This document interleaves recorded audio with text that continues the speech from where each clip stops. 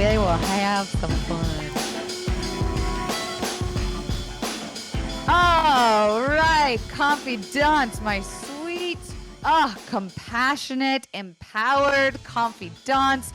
Welcome back to another episode of Confidently Insecure. I'm Darragh. This is a podcast where we're absolutely sure we don't know everything. And right off the top, I'm sure you can tell by the title, we're going to throw a big old trigger warning on this episode because we are talking about sexual and relationship trauma and violence, but we have two incredible, dare I say, empowered women to guide us safely and soundly along this conversation. These two incredible women are the founders of a community and viral Instagram account all about supporting survivors of sexual and relationship violence and trauma, and that is all focused on healing. I am so excited to welcome from IAMEMPWR, Isa and Nina. Hi, ladies.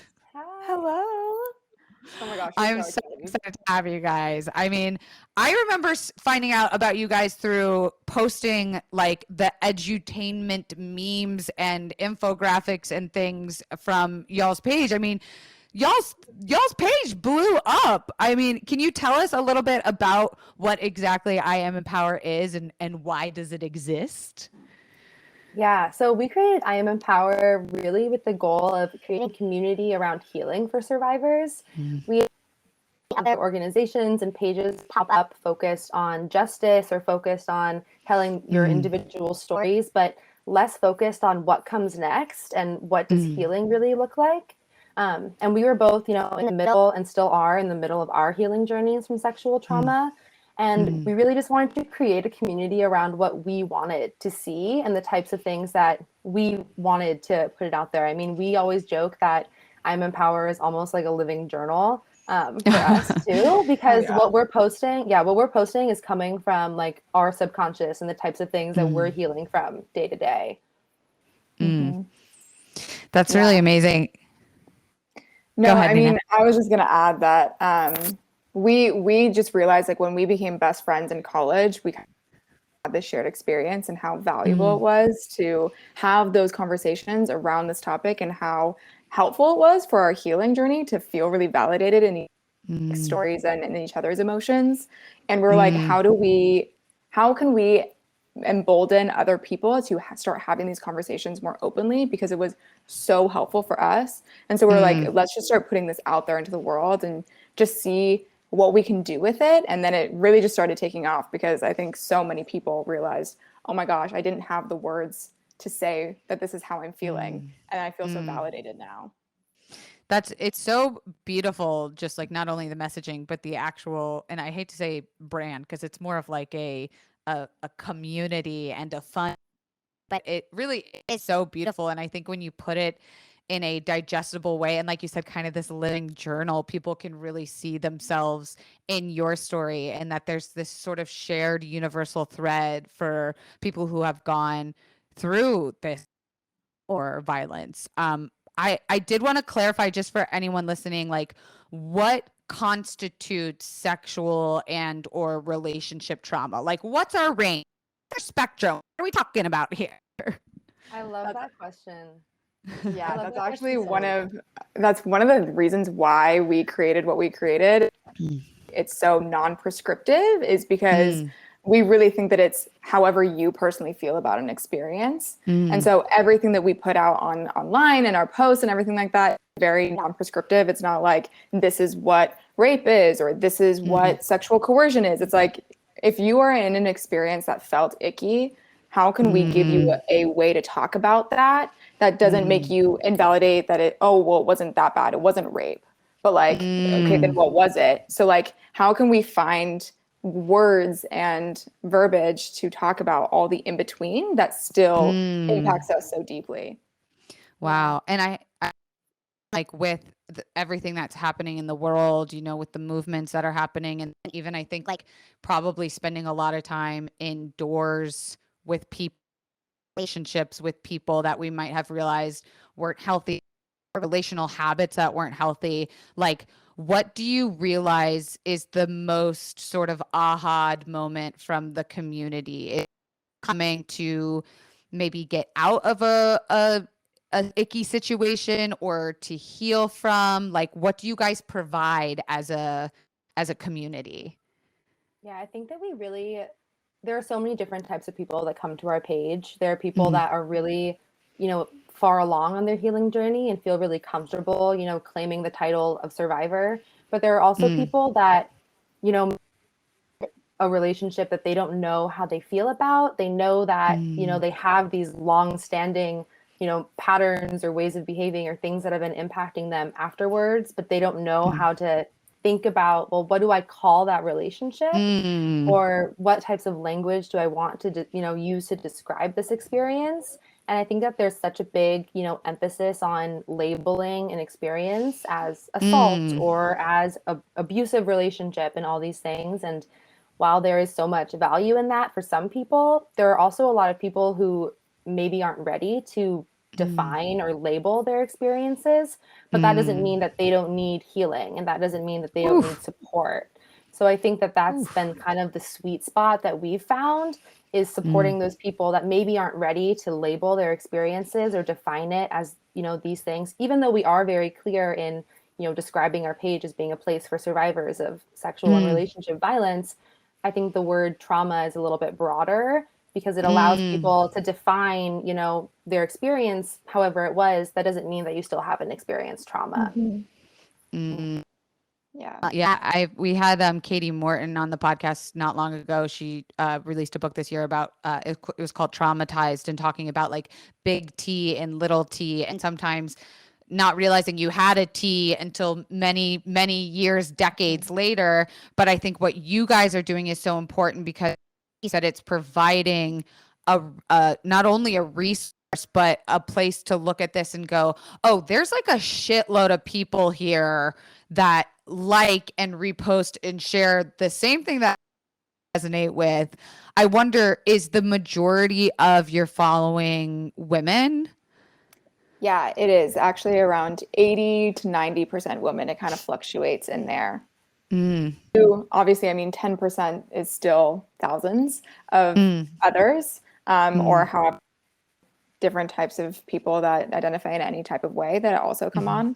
But it is interesting, like the age range and where we're at in the world and different countries, it is just all over the place.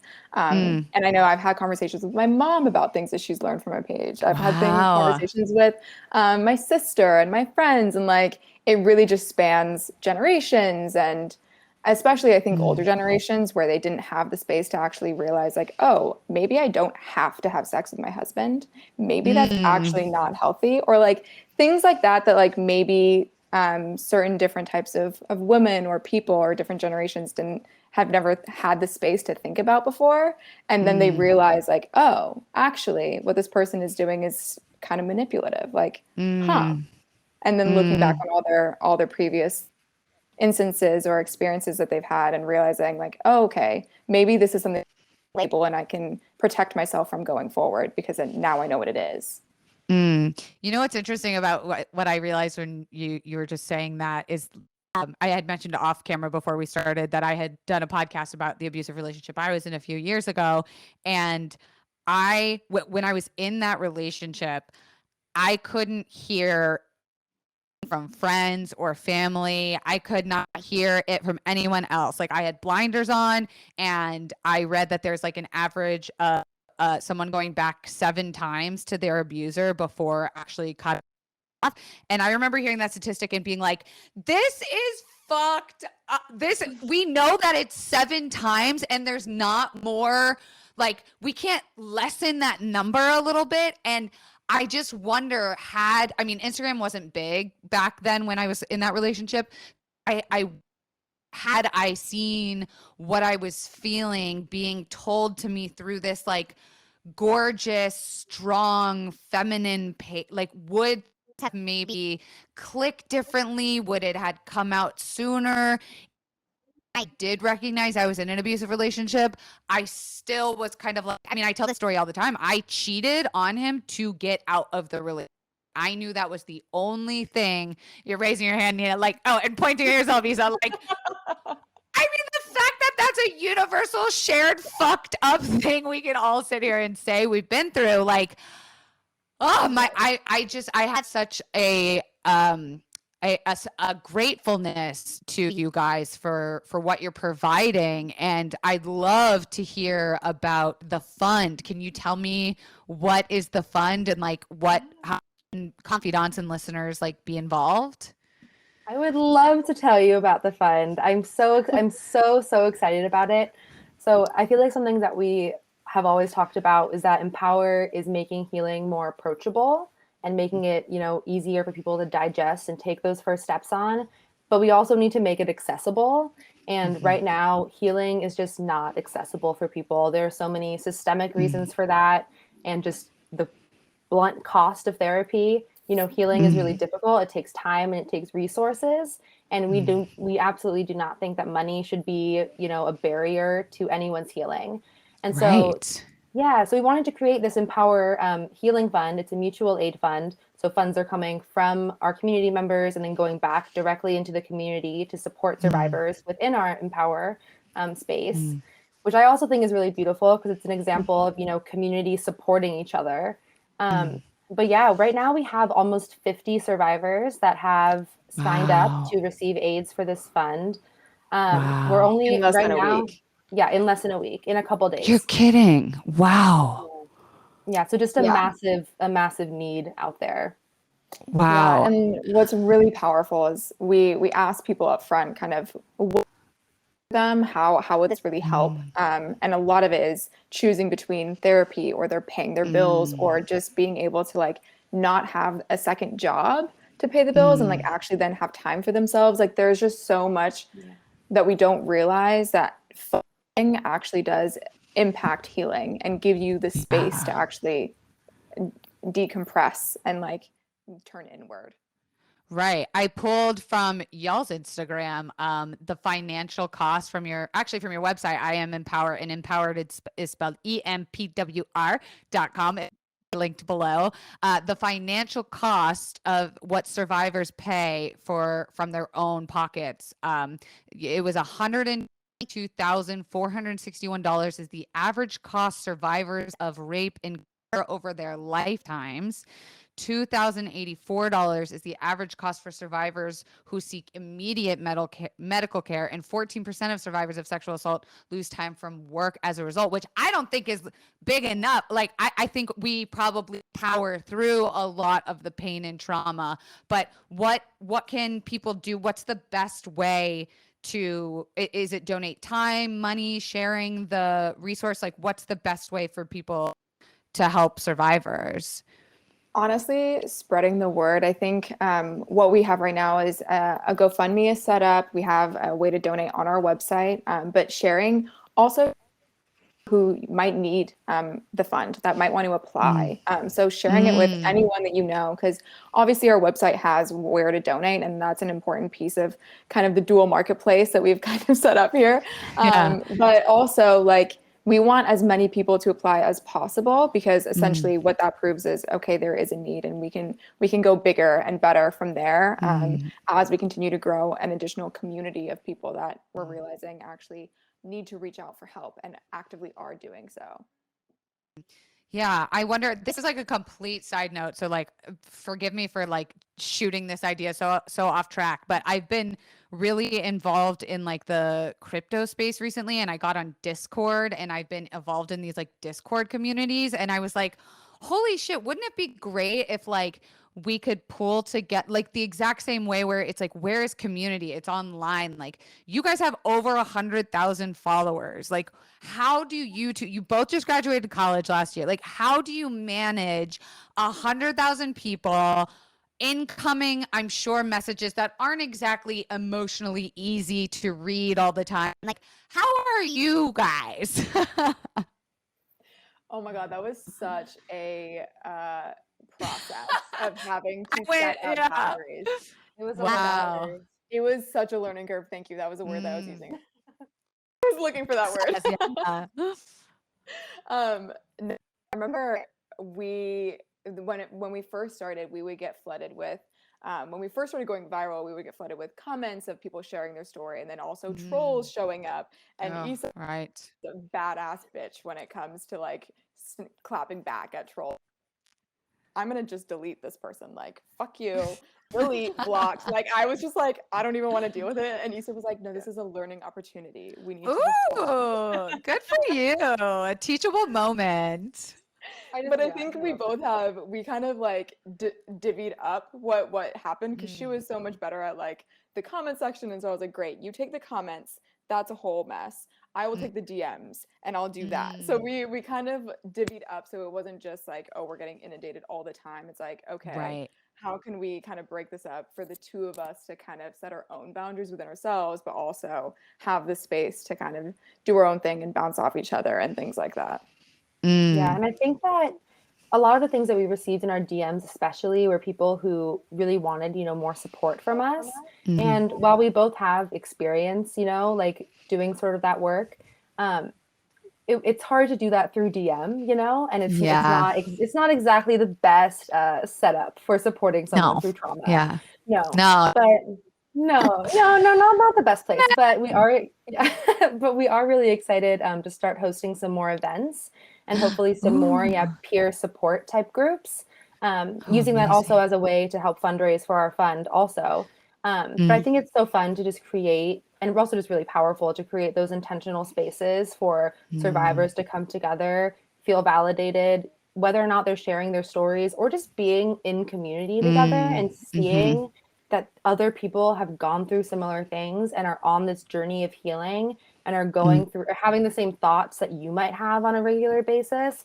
And just like knowing that and acknowledging that is so powerful for people. It's been really powerful for me in my healing to see the amount of people resonating with our work and like the words that I'm writing, that I'm pulling out of like my own therapy sessions. Like it's validating for me to see that, and so like I can't imagine like other people also, receiving that same validation. Yeah, I'm so curious to your guys' thoughts on like what is healing, right? Like there's no right answer. And I talk about healing in, sorry, there's a fly like flying around my head. Ah! Also before we started recording, no, I think it flew out of my hands. Before we started recording, you guys had mentioned you're like, also we're not afraid to like have fun and like do like talk about like funny things because this is such a heavy subject. And I think like that kind of ties into healing, right? Is like we're allowed to have this sort of like shared fucked up sense of humor about the subject or like heal in what the ways feel right to us, but it's also not linear, right? Like I'm not expecting to like follow a page and then all of a sudden like you said, DM my troubles and feel exonerated and validated and justified. Like what is healing? What are we like providing people with? What are the choices and options out there for us? Yeah, I think it's such a deep question because it's so unique to every person. The first thing that came to mind for me was it's a practice. You actually have to just simply practice what helps you heal, and whether that is expressing it to someone else, whether that is journaling it, whether that is going for a walk. I know whenever I have, of course it's not linear, whenever I have my bad days, I know what I need in that moment because of all the different ways that I've been able to learn those things about myself. I drive straight to the beach and I walk along the beach and I hear the waves and I'm like, okay. And I can just go a little bit more inward and do kind of a moving meditation and kind of like walk along the beach. Yes. But I think healing is really knowing what works for you and knowing that you're gonna have slipbacks. And then knowing that you can rely on yourself during those times. Like you can trust yourself to know what's best for you in that moment. That was beautiful, Nina. I let you get back to this amazing, insightful, very important conversation, I wanted to tell you that this year, as we round out to the end of the year, we are doing 7 days of giveaway on the Confidently Insecure podcast Instagram. That is at Confidently Pod. If you're not already following, we have some amazing items to be giving away this year. It's not sponsored or anything. I just had so many amazing gifts and PR packages, and I've bundled them into 7 gorgeous packages for the 7 days of giveaway. giveaway. I want you to enjoy all this beautiful stuff. We've got stuff like jewelry, vibrators, face creams and skincare stuff that's really nice and bougie. And for our very first giveaway, you need to know the secret message, which this week it is, here it comes, Santa's got a brand new bag. That's right. The message is Santa's got a brand new bag, baby. And yeah, you go to the Instagram and you DM the secret message and you're automatically entered for the giveaway. Okay, back to the show. No, I mean, it's so like trusting yourself and like trusting your body, that kind of shit years to do, like through somatic, even like dance therapy, or not even dancing, just like I love the mindfulness. What did you say? Meditative movement meditation? Moving meditation. This is a new thing because I I'm really love bad at that. meditating. Anytime I Same. sit still and try to get inside my body, I No.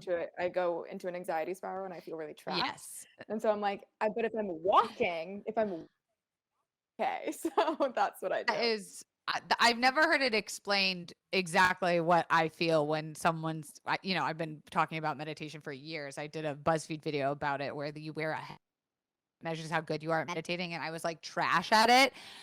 But there is something about like watching them where it's not that I'm escaping, but I'm so present. And my therapist was like, no, that's mindfulness. Like you are. And I was like, oh my God, so you mean there's more options for me out there? I'm not like doing it wrong. I digress. I wanted to ask, I think there's such a shame, I guess is the best word to think of it, when, not only someone might be talking about a subject like this, but reposting it maybe, or like coming to terms with saying, you know what, I feel comfortable enough to post this to my story because I'm letting people know that I resonate with this, or, owning that, maybe not necessarily a label, but that conversation.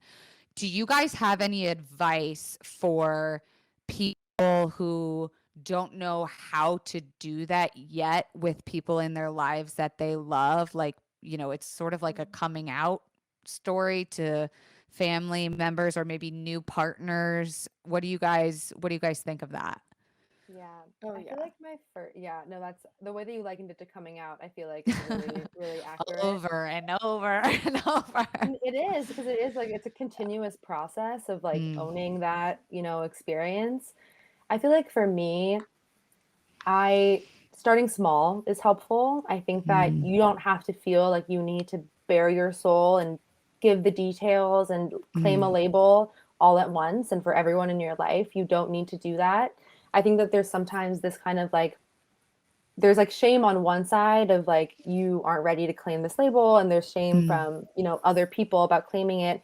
But there's also some shame on the other side of like, why aren't you fully empowered yet? Why aren't you ready to claim this? Why aren't you ready to like, wow. shout your story from the rooftop, And I think that you shouldn't, like, neither should be like these experiences, right? So I think that starting small, like, even if that's just sharing, like, like I relate to like that, piece about sex feeling like a performance, or like I relate to like this piece, I think that's also why we post a lot of content that's not super survivor specific, but kind of more broad on healing and like broad on trauma, because I think it does. I think that, the conversations around trauma relate to so many other like things too.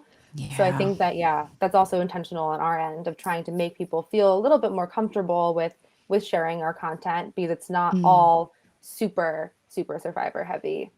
Yeah, I was going to say something so similar in terms of advise on starting to share things that are more systemic, that affect everyone. And starting there and opening the door to your loved ones. If you're not ready to talk about a personal experience, but can you talk about, hey, like, why is it that for so long felt like they owe men some sort of sexual encounter after they pay?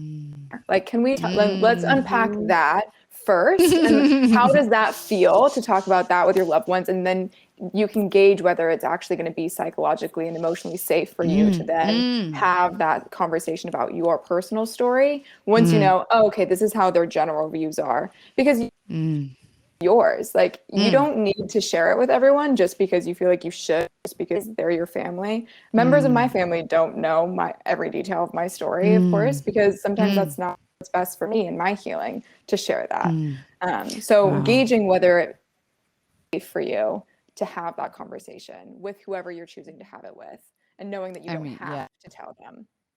That was so big to say too. And I see the same thing about coming out. It's like, if safe for you where you live or the community you live in, like, don't like, you it's already hard enough that you're not able to live your authentic truth or whatever that is to you. Like, it's the same thing where if, you know, I think every, you know, whether you want to call yourself a survivor or if you want to own the word victimhood or whatever it is, I feel like there's a fear of not being believed, right? Like, that I'm not going to be believed and I'm going to have to live with these people, or I have to see them often, or maybe I still have to live with the abuser, whatever it is. Is there any tangible advice to give someone on the idea of being believed? I think that a lot of times, like, the disbelief that we face from society or our loved ones can be combated by belief in ourselves and like trust in our own experiences. I think that's really easier said than done, because I mean, we have this entire page and we still struggle with like self-doubt. You know, I know that I still do, and I still, you know, like, harbor feelings towards, like, you know, my own experience for sure, and like believing in myself and trusting myself. And I think that for me, building a really strong like connection with my intuition and like my internal body was what was really helpful for me, because I was able to start realizing, like, even if other people are not trusting me or aren't feeling the same as me, I can trust what I feel, and I can trust what is going on in my body. And if that's the one thing that I can believe in myself, like, that's what's most important. So I love different like intuition building practices. I really love tarot and like oracle cards. I think it's a really fun way to like tap into your intuition and like tap into that self-reflection. But even like easy things of tapping into, like, okay, what type of like dinner do I want to have tonight? You know, like, think about it for a second and like actually make a decision that you can like sit with, you know? I think there are so many ways that we can bring in like intuition more into our life. But that's been the thing that's helped me the most when I've been facing that type of doubt. I have such a different approach, and I love that for us so much. We need the spectrum, baby. We need it all. No, because it's so true. Like, that is so helpful. The way that I kind of validate myself sometimes is that I remind myself that the patriarchy is in my head and is in there to silence me and to silence all women who have experienced trauma, to silence all survivors who have experienced trauma, in order to maintain the structure of the hierarchy of the patriarchy. And so I'm like, anytime I'm having a self-doubt, I'm like, this is what they want you to think. Don't do, you know, I'm like, don't give in. Yes. Oh, I'm like, and that's honestly how I've helped some of my friends that have come to me, as I'm like, hey, remember, like, you are invalidating your own experience, but that is actually the patriarchy wants, and what white supremacy wants, and what all these different structures and systems are doing in order to keep the oppressed, right? So that we don't upend and cause chaos. And I'm here to cause chaos. So chaos makers. I love that both for you. Chaotic good, always. Yeah, chaos. Oh, that. I'm like such a fucking internet person. I'm like, chaotic good. What a great like nonprofit name. Here, fuck shut up. You made me think, Dana, when you said like when your friends come to you. I wonder if there's any advice you could give our listeners from both of you if someone in your life does come to you, because I learned in this it was an embodied sexual wellness class that I took over the pandemic from one of my dear friends, Marley List, love her, and she taught me something. Oh, she's amazing. You guys, I need to connect you if you don't already know each other. She's like one of my favorite people. taught me something that I was like, oh, wow, this was 31 years that it took me to learn this unlearning thing. But she was like, Kelsey, when someone is talking about their trauma or violence or sexual trauma, you don't need to always hand them a tissue. Like, you don't need to stop the pain. And I'm such a fixer, and God forbid anyone fucks with my loved one. Like, I am just like, okay, wrap up the crying because like kill somebody. I'm very solution focused, and it's hard for me to live in the pain, I think, because obviously we see things in people that we don't like about ourselves, and I think I have a hard time like sitting in that. I like Nina, get a little claustrophobic in my own shit. So like, do you have some tips or tricks for people about like necessarily always handing the tissues, or what is the right way to guide or be there with a friend who's going through like kind of their healing journey? Oh, we do this with each other all the time too, which is so funny because now I can recognize like when we're both like basically therapizing each other, where we're like playing that first role. But we basically validate what they're going through, and like the first thing that I always end up saying is like, yeah, that sucks. Like, yeah, like keep going, like keep talking about it, because like I'm here to listen, and I know that it's true, and I believe you, whatever you're saying, and I'm here to listen. And yeah, it does suck. Like that sucks. And just to be there with them, and to recognize that this is a shitty situation, and sometimes there wasn't a better reason. Sometimes it just is shit, and you just need someone else to sit there with you and be like, yeah, I get it. I've been in your mental shoes, and maybe in the physical same experience as you, but like I've felt that way in other experience that I've had, and I know that sucks. Yeah.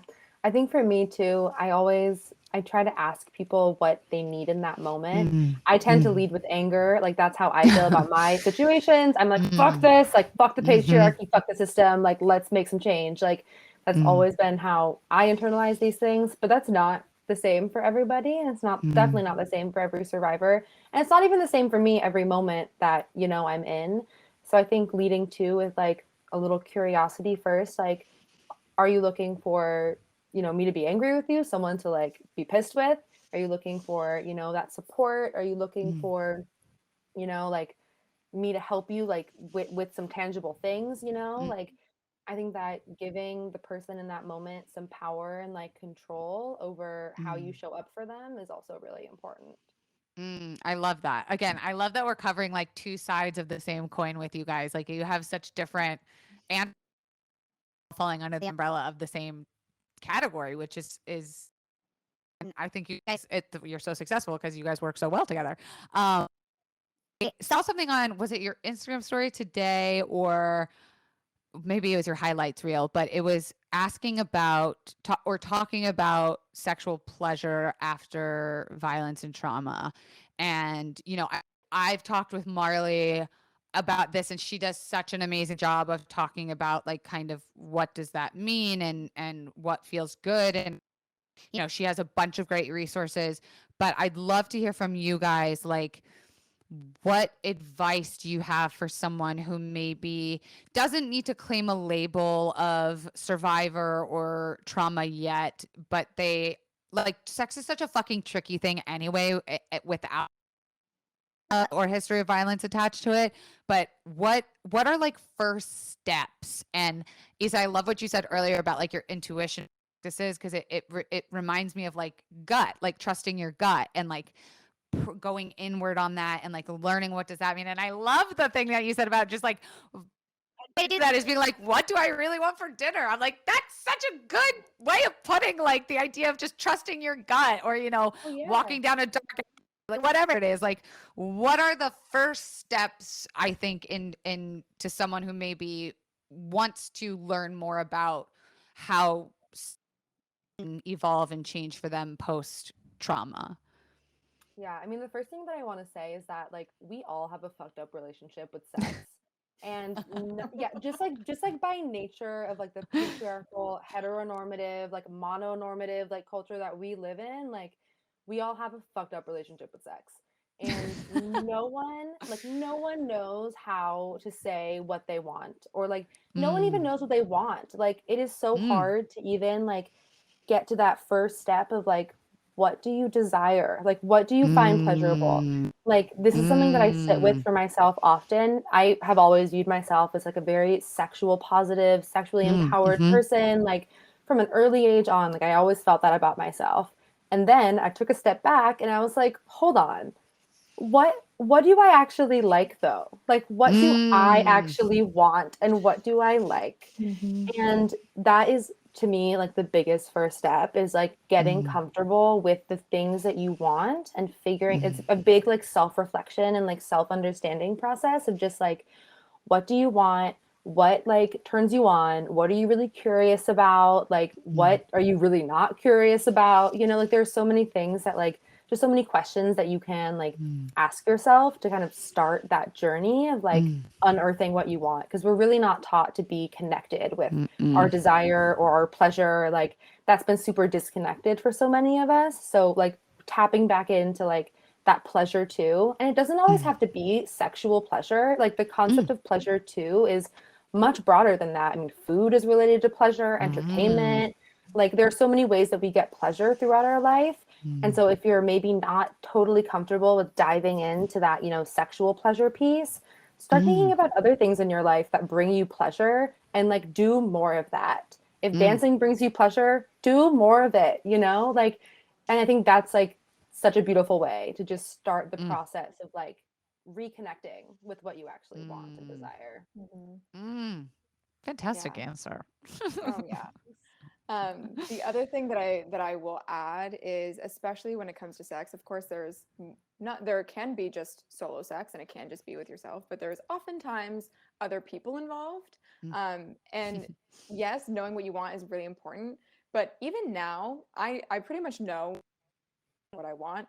Even now, I find it difficult, and sometimes I have to overcome the weird and energy of actually communicating that. So practicing the actual communication of what you want with someone else, and we like to kind of talk about sexual empowerment as making sure emotionally, psychologically, physically safe with whoever you're participating in a sexual experience with, in order to actually then tap into what you want and then feel that and feel the pleasure from actually receiving what you want.